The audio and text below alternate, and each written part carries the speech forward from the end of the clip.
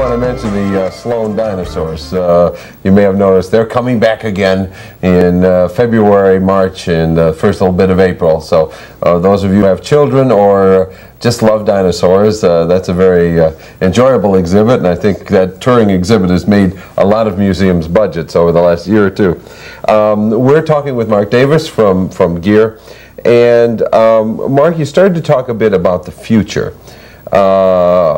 A lot of people in recent years who live in Flint, have worked in Flint, many of whom are very committed to the community, who love the community, have affection for the area, have gotten fairly depressed about the prospect of the future of Flint. We've sort of had this vision of the slow decline, you know, and like most visions of the future, it hasn't quite turned out to be as bad as many would think.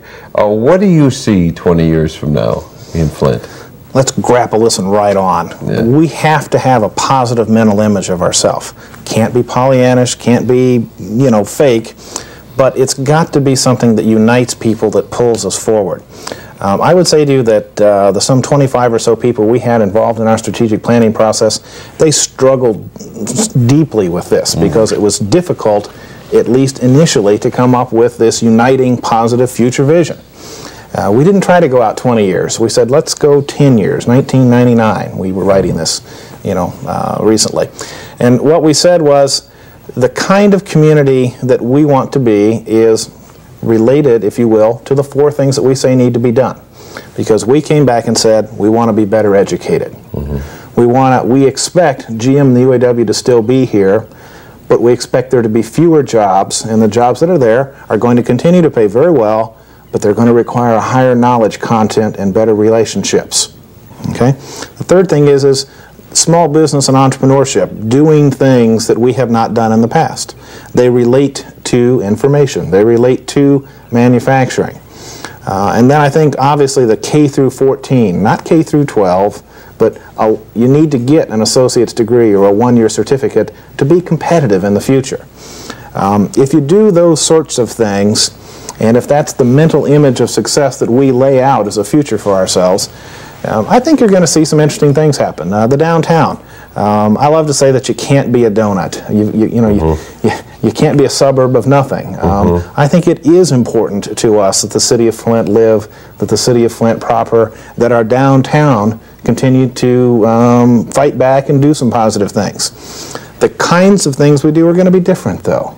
There will be less retail. That's true nationally. There's no surprise there. All right? But there are office uses. There's the growth of the University of Michigan Flint. We're a little troubled now with the future of the Hyatt. We're obviously troubled over the future of the auto world. We've got to find solutions to those. And then, in fact, there are folks hard at work trying to come up with solutions to those.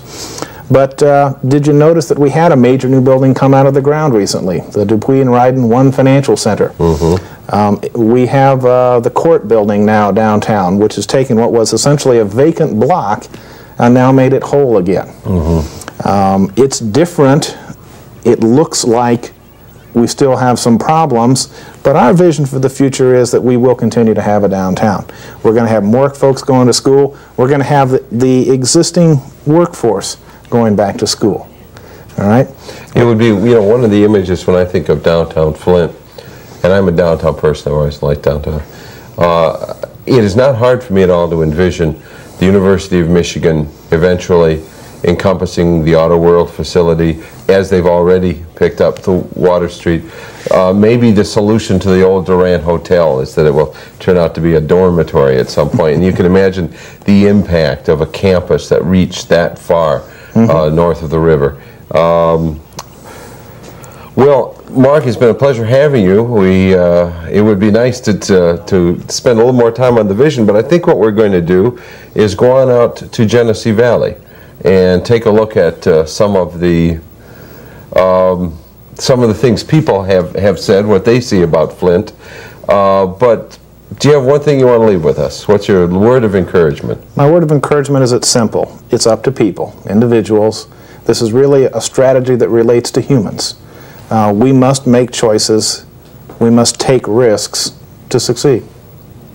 Mark, thank you very much for being with us. This is Mike Kelly for Hometown Magazine. Keep your spirits up.